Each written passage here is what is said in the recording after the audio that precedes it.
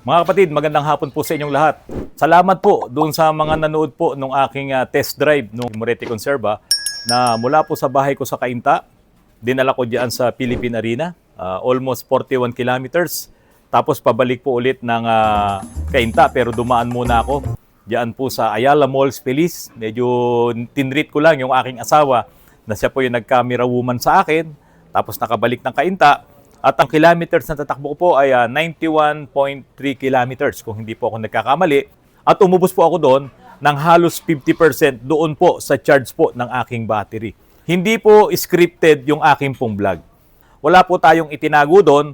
Pero nakita nyo rin po doon na habang ako'y nagmamaneho sa NLEX, no, hindi naman ako tumakbo ng mabilis hanggang 70, 80, yung pinakamabilis kong takbo. Kasi syempre iniisip ko rin na mahirap din na mapahama ka sa ganong mga klaseng biyahe na hindi mo pa naman gaanong kabisado talaga kung ano ang meron dito sa sasakyan na ito. No, kaya nung ginamit ko naman, very stable siya. Ang handling niya, hindi malikot ang manibela, wala kang vibration, ang mga gulong, hindi siya nanginginig. Kaya okay na okay po yung test drive ko po kahapon. Dahil po dyan, mga kapatid, meron pong nag-comment. Ito pong comment po ni Raiders for Life. Itong si Raiders for Life, malamang ito po ay taga ibang bansa. Malamang ito po ay nasa US. Ito po ang sabi niya sa akin. From half-size mechanic vlogger and you turn to Mr. Selman of Chinese car. Ako daw po ay yung kalahati lang, no, na mekaniko, na vlogger. Tapos naging ano na raw po ako, Mr. Selman, no? Nagbebenta ako ng mga Chinese car. Alam mo, Mr. Raiders for Life, kung hindi ka natutuwa sa ginagawa ko, ako naman, ang ginagawa ko ay kawang gawa. Hindi po ako binabayaran dito ng Moretti Philippines para i-promote or ipakita kung anong meron sa mga electric vehicles. At hindi lang naman talaga electric vehicles na gawang China ang pwede kong i-vlog. Kaya lang, ito po ang meron. Sinabi mo na meron kang Tesla. Diyan naman kasi sa US ewan ko lang i-correct mo ako, Raiders for Life. May mga China electric vehicle ba dyan? China-made na electric vehicle? Kung meron siguro, baka mas marami ang bumili niyan kasi unang-una, yung mga China brand, no, hindi naman ganun kamahal katulad ni Tesla. Pero di ba si Tesla, meron din ng mga factory diyan sa China, Mr. Raiders for Life. Ngayon, doon sa sinasabi mong ako ay Mr. Selman, hindi po ako Mr. Selman, no? Kung gusto mo, pumunta ka diyan sa Moretti Philippines o meron kang kamag-anak dito, papuntahin mo doon sa Moretti Philippines kung ako po ay Selman. Ito po ang dahilan kung bakit po ako nagbablog ng electric vehicle. Unang-una po, napatunayan ngayon, pagdating nitong crisis na to, na kinakaharap natin ngayon, yung pagmahal ng gasolina at ng diesel, ay talaga pong nahirapan ang maraming tao. At marami pong mga drivers ngayon, at yung mga sasakyan nila, pati mga car owners, hindi na nila nagagamit dahil nga po sa napakamahal ng gasolina at ng diesel. Kaya ngayon, yung public transportation natin, yung MRT sa LRT talagang sa umaga, punong-puno talaga yan. Dahil yung mga dating may mga sasakyan na kotse na ginagamit, hindi na muna nila yan na ginagamit dahil nga para makatipid po sa gasolina. Ngayon, Mr. Raiders for Life, yung ginawa ko pong pagbablog ng mga electric vehicles, masang-masa ang dating, hindi ito pinatamis, hindi ito iniskripan, o hindi ito ginawa ng Moretti na ito palabas mo, ito lang ipakita mo, pati yung mga ibang electric vehicles. Hindi po kung ano yung nagagawa ko na vlogs, iyan po kung ano yung na-experience ko doon sa mga electric vehicles po na ito. Ngayon, eto na, Raiders for Life. Alam mo ba na itong mga TNBS, no, dito sa Pilipinas, itong mga Grab, meron akong isang naging customer, si Joseph, sinabihan sila ng kumpanya ng Grab na kung gusto nilang magpalit ng unit at ang gagamitin nila ay mga electric vehicle. Ito, pakinggan mo yung ilang usapan namin. Inaalok yung, nagtatanong sa mga Grab operator na kung gusto ba ng Electric EV. EV, full EV yun. Full EV. Oo. Kung gusto nyo na mag-EV katulad nung Binfast. Kung sakaling mapagbigyan ni Grab, di papatusin ko. Bakit mapagbigyan? Ano bang Hindi kasi inoperan, kundi kumbaga hindi offer nagtanong, nag-message na yung may mga question and answer. Tapos ang isa sa mga tanong kung gusto ko bang magpalit ng EV.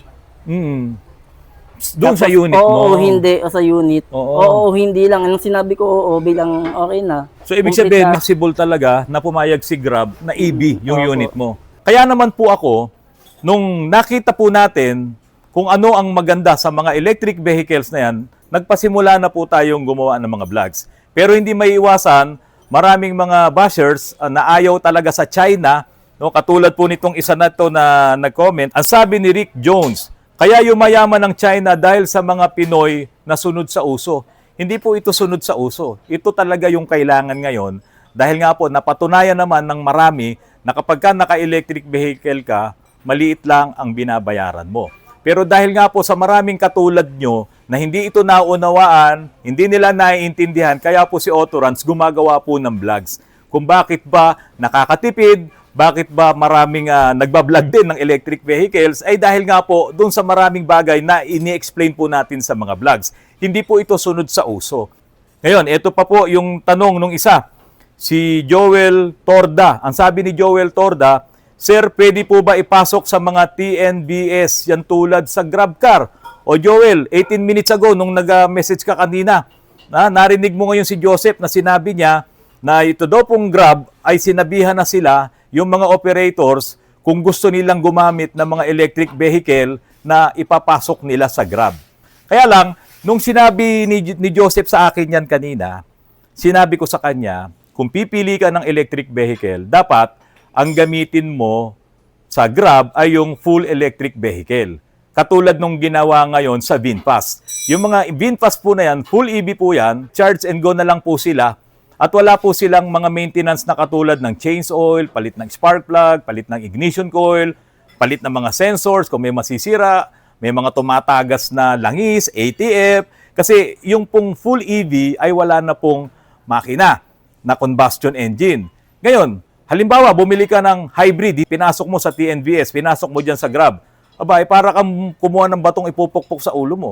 Dahil mag-change oil ka rin, katulad nung ginawa ni Joseph, malaki nagagastos niya. Tapos, kapag masira pa ang battery mo, kapag masira pa electric motor mo, adi dumadami ngayon ang i-maintain mo. Hindi ka ngayon makakatipid.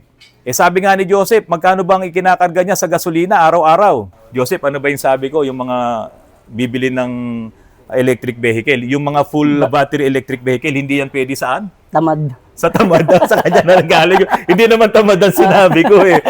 Hindi yan pwede. Doon sa tao na tinawag ng tatay na, anak, no, ayusin mo nga yung ano doon sa labas, walis-walisin mo nga. Mamaya na po, tay. Ako pong bahala dyan, tay. Di ba? Parang hindi sila pwede doon. Pero yung gusto talagang makatipid, no, yung gustong makakuha ng bumabalik na pera sa kanya, talagang ang pipiliin mo, battery electric vehicle. Ngayon, Joseph, kumikita ka dito, saan naman napupunta yung ibang kita mo? Pamilya. Yung iba? Pamilya. Di ba panghulog? Oo, pangulog yun. Di ba? Tapos, magkano ka araw-araw sa gasolina? Medyo masakit talaga sa bulsa sa gasolina eh. Mm. Let's say, pagpalagay natin sa gasolina lang sa isang araw, nasa mga 1.8 to 2,000. 1.8. Oh. Sa isang araw, ang naikakarga niyang gasolina, 1,800. Yun yung talagang malakas ang biyahe mo. Oh, di ba? Ang laki na nagagastos niya. Meron siyang take home na 5,000, gross na yon. Pero doon sa 5,000 na yon, kukunin pa niya ngayon doon yung pang-maintenance niya at yung panghulog. Kaya ang plano ngayon ni Joseph ay makabili siya ng electric vehicle, battery electric vehicle na gagamitin niyang pang-grab. Ang isa pang problema kasi sa hybrid, mga kapatid, no?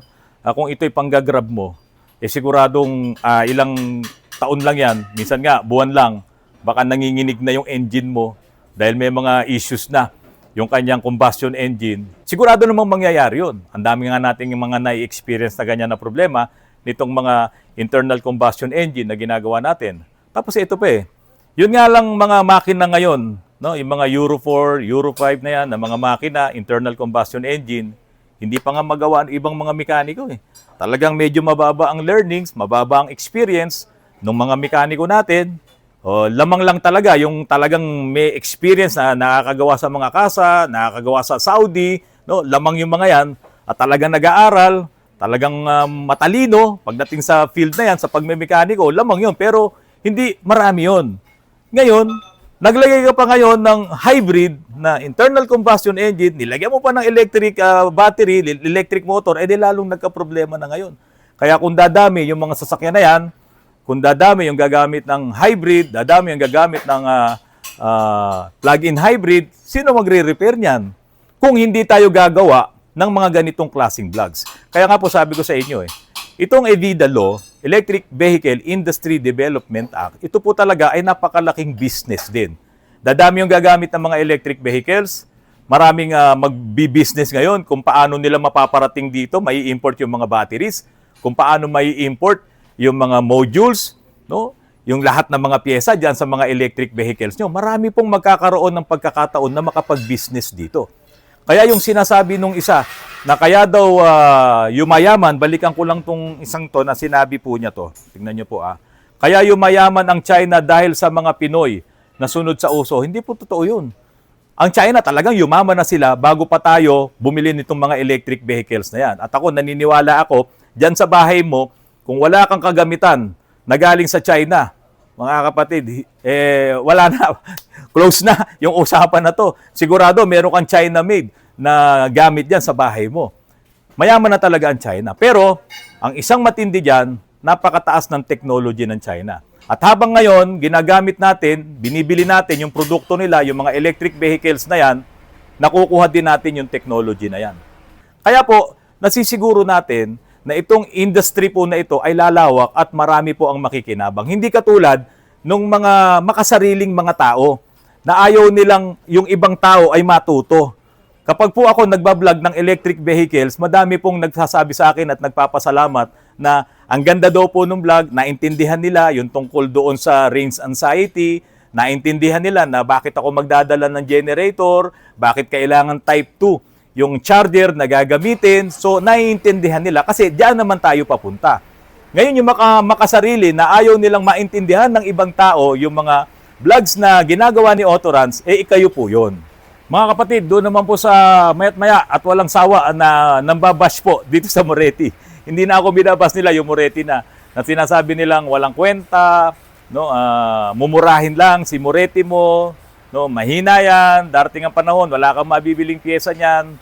Ako naman, hindi nyo ako madadala sa ganyan. Ang importante lang, kaya ako ginagawa ng vlog si Moretti, kung ganyan ang tingin mo na ito'y mahinang klase lang, ibig sabihin, kapag tumingin ka ng ibang brand na mas magaling kay Moretti sa tingin mo, edi okay yun. Diba kasi at least natutunan mo na meron palang Moretti na mahina lang, walang kwenta lang. Ngayon, pagpipili ka na ngayon ng sasakyan mo na electric vehicle, may idea ka na. May ideas ka na. Diba? Yun lang naman ang maganda doon. Ngayon, kung gusto mo talagang mas mamahalin pa, walang problema. At least, nalaman mo na yung basic regarding electric vehicles. Kaya, huwag nyo namang masyadong ibas yung Moretti. Nandito ang Moretti Conserva para aralin natin, pagpraktisan natin. Di ba? Yung mga nagdo-doktor nga bago sila maging doktor, ano pinagpapraktisan nila. Pero ito hindi, buhay na buhay, nagagamit natin itong sasakyan na ito, available ang mga pyesa nito, at lahat naman na i-explain po natin sa inyo. Kaya kapag kayo ay nagplano na bumili ng electric vehicle, hindi na po kayo ngayon mahihirapan na magtanong-tanong din doon sa mga dealers, doon sa mga salesman, kung ano ba ang electric vehicle. Mga kapatid, doon naman po sa nagtanong regarding doon sa bakit daw ako bibili ng generator at bakit daw magpapalit ako ng mas malakas na charger kapag ka bumabiyahe ko ng malayo. Ito lang po ang kasagutan dyan. Gusto kong magkaroon ako ng sarili kong charging station na dala-dala ko kahit saan ako magpunta. No? Kasi mga kapatid, kapag ikaw ay mayroong full battery electric vehicle, talagang ang usapan dyan ay gaano karami pa yung natitira mong charge sa iyong battery. Kung pupunta ka sa malayo, titignan mo yung charge ng battery mo, kung sufficient pa ba yan para makarating ka dun sa lugar na yon. Ito po kasi, kinukompute naman Madali lang i-compute kung talagang makakarating ka sa lugar na pupuntahan mo. Depende doon sa charge ng battery mo. Ngayon, dala-dala ko yung type 2 na charger, dala-dala ko rin yung bibilhin ko na inverter na silent type generator. Matipid din naman po yun sa gasolina. At enough po yun na makapagkarga ako sa isang oras ng 40 kilometers na dagdag sa range. Kung gagawin kong 2 oras, edi 80 kilometers yun. Kung gagawin kong 3, di magkano, di ilan na yun? 120 kilometers. Dala-dala ko lang yung sarili kong charging station. Halimbawa ganito, yung truck na electric vehicle ng Moretti. Yan ay binili ko para ako ay yung umani ng aking panindang mga talong, singkamas, no, pechay, aanihin ko yan. Siyempre, nasa farm yun. Ngayon, habang naglo-load ako ng mga inani kong gulay na isasakay ko dito sa electric vehicle na truck ng Moretti, pwede na ngayon akong mag-charge using yung generator ko at yung type 2 na charger. Bigyan mo ng isang oras, meron akong 40 kilometers na range na dagdag. Ngayon, halimbawa, pupunta na ngayon ako sa palengke para i-unload naman yung mga ibinebenta ko, yung mga inani ko na gulay na yan. No? Pwede na naman ulit akong mag-charge another 1 hour habang nag-unload ako ng mga gulay na paninda ko.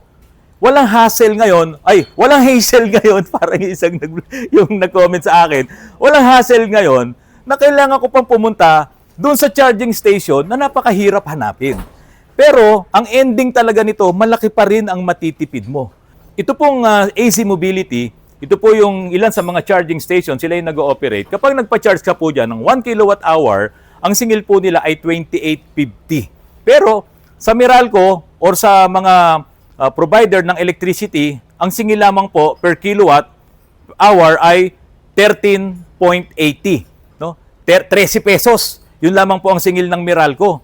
Samantalang sa AC Mobility ay 28.50. Kaya kung ako ay may dala na generator ko at dala ko yung type 2 na charger, hindi ko kailangan magbayad doon sa mga charging station na malaki ang kanilang paniningil. Kaya naman sila sumisingil din ng malaki kasi nakakonekta din naman sila sa Meralco. Kaya po, itong truck ngayon ng electric vehicle na to, masisiguro ko hindi na ako pupunta sa mga charging station at habang ako ay nagninegosyo sa farm, pupunta ng palengke, magdi-deliver, babalik ulit dun sa bahay, halos talagang napakalaki ng matitipid ko at kailangan yan ng mga nagninegosyo. Kaya itong mga Grab na to, Grab operator, no? Kung meron kayong sarili, mag-i-invest kayo sa generator at sa type 2 na charger, mas malaki rin po ang inyong matitipid. Kasi tulad ni VinFast, siyempre meron din silang talagang charging station na sa kanila. Nating magpapakarga sila, doon lamang sila nagkakarga at sinisingil po sila ng operator, ng VinFast. May bayad din yun. So katulad nung ibinlag ko na e-trike, sinisingil din po siya ng operator. Yun nga lang si e-trike, inaangat yung baterya at papalitan na lang ulit ng kargado ng baterya. Ganun yung negosyo ng mga e-trike po na bumabiyahe dito sa Antipolo. May kita pa rin po doon yung operator. What more, kung ikaw na mismo ang bibili ng charger mo, ikaw na mismo ang bibili ng silent type generator mo, kasya naman sa likod ng sasakyan yon, o di kahit saan ka ngayon magpunta, dala-dala mo, buhat-buhat mo yung sarili mong charging station. Mga kapatid, huwag po kayong magkakamali. Baka akala nyo ay kinalimutan ko na yung pagmemekaniko ng mga combustion engine. Ito po, ang dami pa rin. Punong-puno pa rin po tayo ng mga ginagawa po natin ng mga combustion engine. Makina, pangilalim, transmission, no, marami pa rin tayong ginagawang ganyan. Dinadamihan ko lang ang vlogs ko dito sa mga electric vehicles para po lalo nyong maunawaan ang electric vehicles ay napakaganda po talaga, napakatipid. At kung makakapili kayo ng matitibay talaga ng mga sasakyan na EVs, ang piliin nyo po talaga ay yung battery electric vehicle. Para sa akin, ayoko ang hybrid, ayoko ang plug-in hybrid dahil lumalaki po ang aking maintenance dyan. Pero, baka isipin nyo, pag dumami yung plug-in hybrid, dumami yung hybrid, di marami pa rin kayong trabaho na magpapagawa sa inyo. Ang problema, wala namang phase out dito sa Pilipinas Hindi pa rin mauubos itong mga combustion engine na yan na gagawin namin. Mas magiging problema ko itong mga hybrid na yan at plug-in hybrid na yan kapag iyan ay nagkasira-sira na, hindi ka naman makakabili ng pyesa niyan kung saan-saan lang auto supply. At yan din ang magiging problema nyo. Mga kapatid, maraming salamat sa patuloy na pagtangkilik nyo po sa aking channel. Huwag po kayong magsasawa na manood ng aking mga vlogs tungkol sa electric vehicles dahil marami na po talaga ang bumibili ngayon ng sasakyan na ito. Mapa China yan, mapa Japan yan, mapa US yan, basta ang importante, yung makakatipid tayo at makakatulong sa atin, yan po ang mahalaga. Mga kapatid, maraming salamat. Magandang hapon po sa inyong lahat.